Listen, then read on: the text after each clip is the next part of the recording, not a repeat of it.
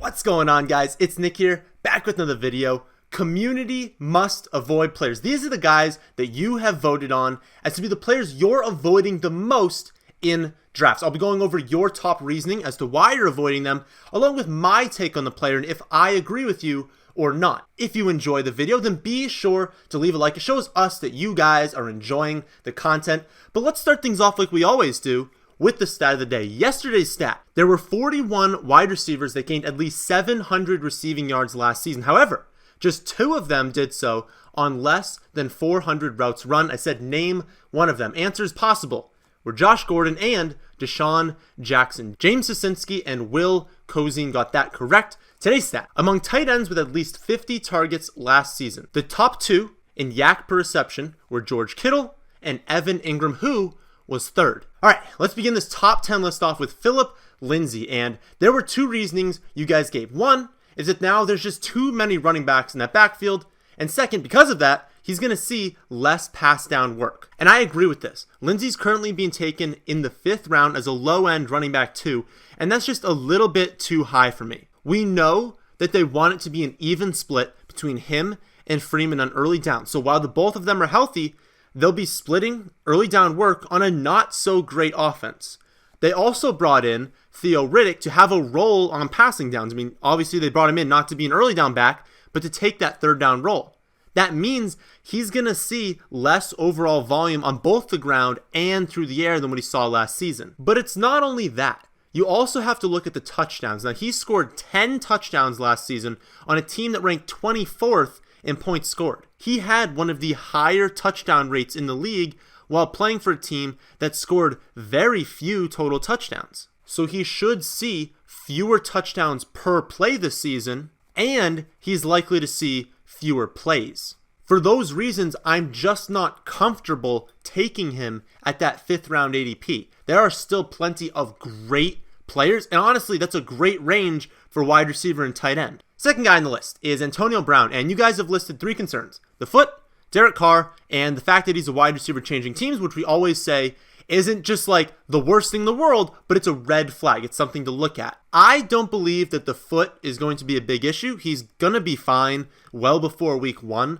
So I don't think we need to worry too much about just the foot causing him to miss time. I don't think that's a concern. He's Antonio Brown, and so if anyone was to miss a little bit of training camp, I'd like it to be him. Like, he's good enough to not need that time. The Derek Carr concern, that is an issue. The move from Big Ben to Carr is an obvious concern. Big Ben's a great quarterback, and he had a willingness to just feed Antonio Brown 15, 16, 17 times in a single game, even if he was double or triple covered in those games. We can't know that Carr will do the same, but we do know that it's a downgrade in the offense and that Carr is just not as good of a quarterback as Roethlisberger. So we should expect fewer touchdowns, fewer targets, and less efficiency on those targets he does receive. I don't think Brown is going to have a terrible season because he's Antonio Brown. Like, he's phenomenal, but I do agree that he's going just a little bit too early in drafts. Because of that, he's also a player that I would avoid. Third guy on the list is Ezekiel Elliott, and this is obviously because of the potential holdout. People who are drafting right now are extremely concerned, especially because what we just saw last season. If I had to guess, I do think Zeke is gonna play at some point this season. He doesn't gain a whole lot by holding out. Like I've said before, this is a different situation than Melvin Gordon. Melvin Gordon can return mid-season and get a new contract next year, but Zeke can't. But at the end of the day, we don't know. We're not Zeke. We're not close to him. We're not close to the team. We don't know if this contract is going to get done. What we do know is that it's risky, and I'm not willing to spend a 1st-round pick on Ezekiel Elliott until I hear news that this contract is going to get done. I'm not walking out of my draft with a top 5 pick that isn't going to play this year. There are plenty of elite options in the 1st round, so you don't need to take one that might not play. And I say the 1st round because I guarantee you in your hometown league, someone will. Someone is going to take Ezekiel Elliott in the 1st round. Just don't let it be you because it's just too much risk. You don't want to lose your season right in the 1st round of the draft. 4th player is Eric Ebron, and your top reasoning, really your only reasoning, was the regression. The guy scored a touchdown on 1 of every 5 touches last year. That's going to regress, especially with Doyle back. drafting Paris Campbell and signing Devin Funchess. Like, it's just obvious that the regression is going to happen. The good news for Ebron is that he doesn't need 14 touchdowns to pay off. This is an elite offense, and they're going to score a ton of points. So if we do an exercise and we say, okay, he didn't score 14 last year. He scored 6. Where would we have finished? Well, he would have been the tight end 7 last season if you take 8 touchdowns away from him. So yeah, he was lucky. Yeah, he's not going to do that again. But he's going off the board as the tight end 7. And if we remove 8 touchdowns from the kid, he was the tight end 7 last season. Now, obviously, things are different year over year. Maybe there's some guys who won't get injured this year that'll make it into that top 8. But even if he regresses, to around 5, 6, 7 touchdowns, given how weak tight end is, it's still not a terrible pick. It's not one that I've been making because I prefer guys like Kittle and Howard and then some guys going in the later rounds that are very good values. So I haven't been drafting Ebron. So maybe that can be a reason that you're avoiding him, just that you feel that maybe he's worth being 7th, but it's not really worth it at that spot in ADP. You'd rather be taking some of the other skill position players and just waiting on tight end, or you want one of the elite guys and you don't want to give up that mid-round pick. Next on the list is Derrick Henry. And you guys listed 3 concerns for not drafting Derrick Henry. 1, they should be trailing a lot. 2, no pass game role. And 3, the calf injury.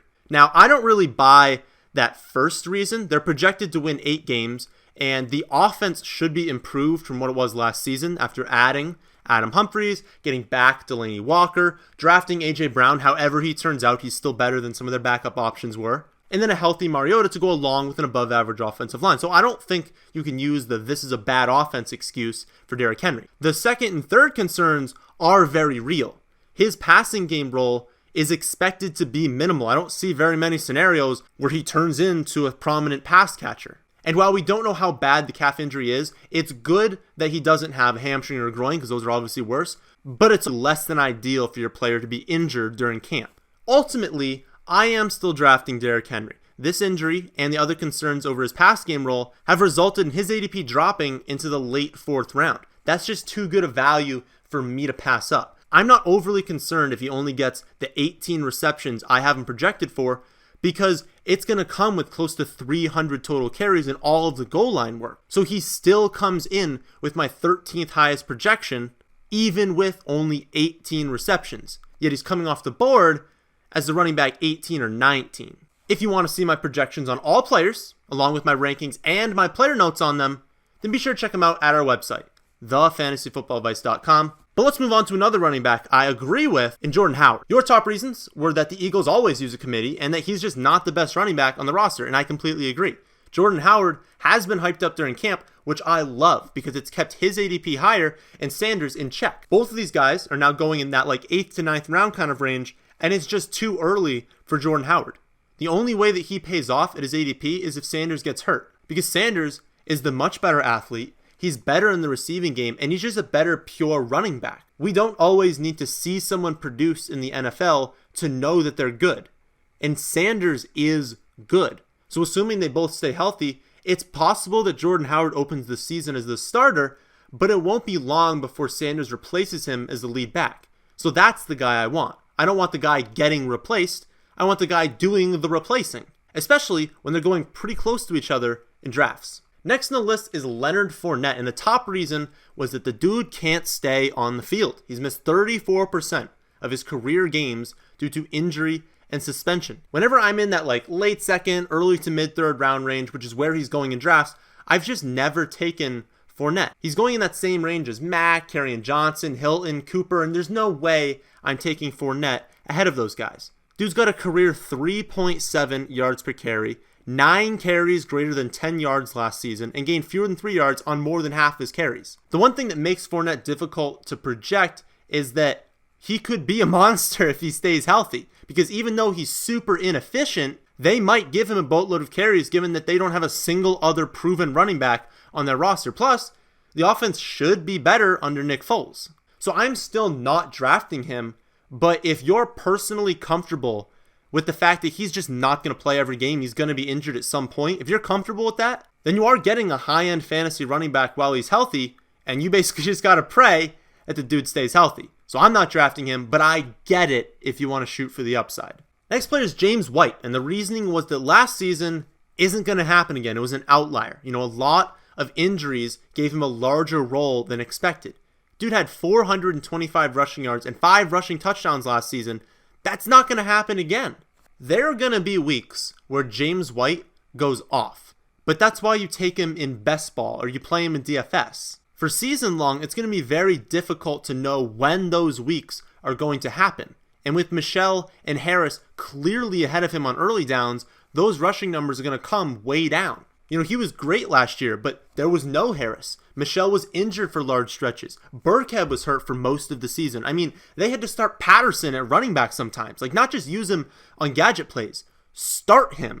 That's just not going to happen again. And it's also unlikely that he leads the team in targets by 15 again. Because remember, Edelman was suspended for the first 4 games last season. And during that time, White scored 4 of his 12 touchdowns. Could he do that again? Sure. But I'm not expecting the entire running back core to go down with injuries again. I do not believe he's a terrible pick, and he's someone you can target if you're doing, say, an RB0 draft because of his receiving upside. But don't think that just because Gronk is gone, James White is all of a sudden a great pick, because it doesn't work like that. Gronk didn't have that many targets, and they're going to go to their new tight ends and other running backs and their new wide receivers. So there's no reason to believe White's going to increase his volume. There's every reason to believe his volume will go down with the addition of running backs and now healthy running backs. Next on the list is Jarvis Landry, and the number one concern is that the ceiling is just too low. You need someone with a greater ceiling in the middle rounds, and I half agree with this take. I agree that the ceiling for Jarvis Landry is low. I don't believe that I've taken him in a single mock draft because of that, because I can't find a way, unless Odell gets hurt, for him to pay off. But I want to make sure you guys don't just avoid all players you deem has a low ceiling, because sometimes we misjudge players and their role in the offense expands past what we were expecting. So just be careful labeling players as avoids because of their ceiling. With Landry, I do agree. The ceiling is capped. We saw what he did last season, playing a full 16 healthy games with no Odell. Now Odell comes in, and you're expecting him to produce very similar numbers to what he did last season, given his current ADP. There's just not enough targets to go around for him to outproduce that, so I will be avoiding him. Last player on the list is Sony Michel, and you guys listed off 4 reasons for not drafting Michel. Extremely touchdown dependent, long injury history, minimal pass game role, and a loaded backfield. This obviously pains me. As a Patriots fan, seeing 2 Patriots running backs on the list is brutal. I don't like having that. But it's the correct move. People remember playoff Sony Michel, where he posted 71 carries for 336 yards and 6 touchdowns through 3 postseason games. The thing is, 50.7% of his fantasy points came on those touchdowns. 50.7%. He had 8 receptions in his 16 total games last season. That's pretty low. You guys don't want to draft Derrick Henry? Well, this dude has half the receptions that Derrick Henry has. I know there have been reports that they're using him more as a pass catcher in camp, but Damian Harris is a better pass catcher than Sony Michel, and we all know how good James White is on third downs. The Patriots are going to score a ton, and they're going to be up late in a lot of games, but Harris is going to eat into Sony's early down work, and White's going to ensure that he gets very limited passing down work. So when you combine that with his injury history, this is a situation to avoid. Dude suffered a broken shoulder blade, multiple ankle sprains, a fractured forearm, a torn ACL, and 3 separate knee strains. He would need a huge touchdown season to pay off his ADP, and I'd rather draft people who don't need to get a little bit lucky with touchdowns. So, those are the players you guys voted on as being must avoids this season. As always, this is in the context of ADP. So if a guy drops a round or 2, maybe we have to rethink if we're avoiding him or not. That's why it's very important to stay up to date on these guys' current ADP, because an avoid could turn into a value if they fall far enough in the draft. But that, my friends, is the end of this video. I hope you all did enjoy. If you did, how about hitting the like button? If you're new here, how about subscribing to the channel? But thanks for watching.